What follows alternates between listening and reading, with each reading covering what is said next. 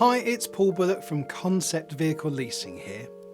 If you're involved in managing the fleet for your company, whether you're the business owner, HR or finance manager, or a dedicated fleet manager, then I really recommend you take just 2 minutes to watch this video. You see, unless you've been living under a rock for the last few years, you'll have noticed that when it comes to climate change and our response to it, things are moving swiftly. At a governmental level and an individual one, we're being encouraged to take action and do our bit to help halt the damage we've been doing to the planet. Question is though, what should we be doing? For companies that run fleets of cars, the answer hasn't been straightforward. It was back in 2017 that the UK government announced that new petrol and diesel vehicles would be banned by the year 2040.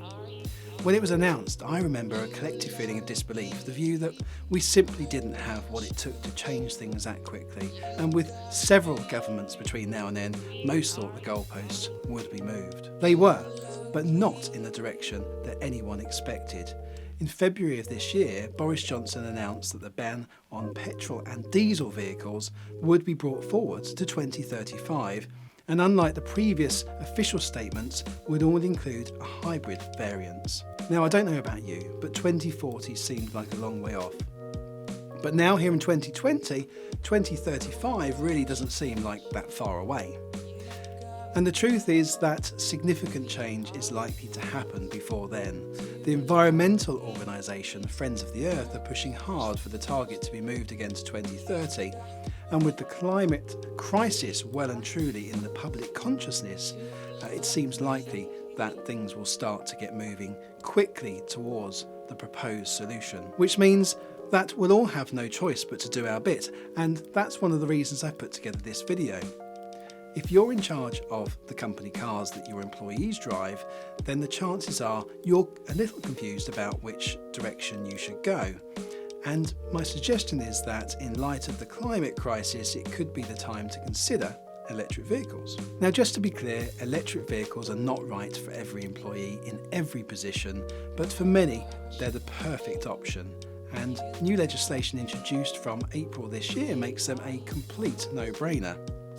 As you'll know, a company car is classed as a benefit in kind, which means that it's taxed at a rate of at least 16% depending on carbon emissions, with some of the less environmentally friendly vehicles commanding a tax of 41%. Up until now, electric vehicles have also been classified as a benefit in kind, which means that there was virtually no incentive to go electric. You'd pay a little less tax, but not a lot. Not anymore.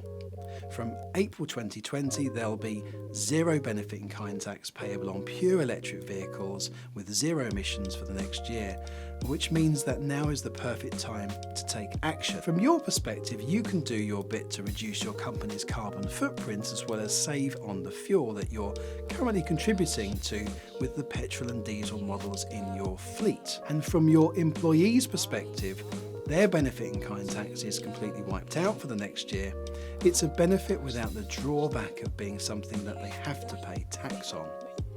Now, there's a lot of misinformation there about electric vehicles, whether it's how long the battery lasts through to the lack of choice available. Take it from me, I live and breathe this industry, and I can tell you that there's never been more choice available. More manufacturers getting on board, including some of the most desired and prestigious brands in the world. And as the choice in models grow, so does the technology.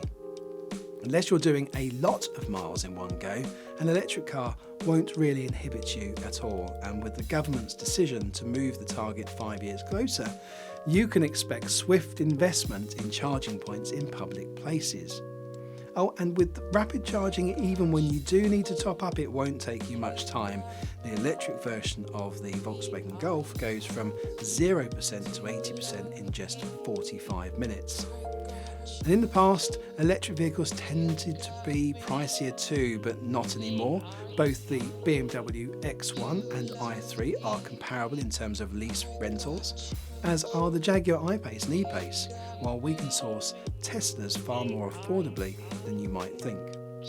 The question for you is now the right time to make the jump?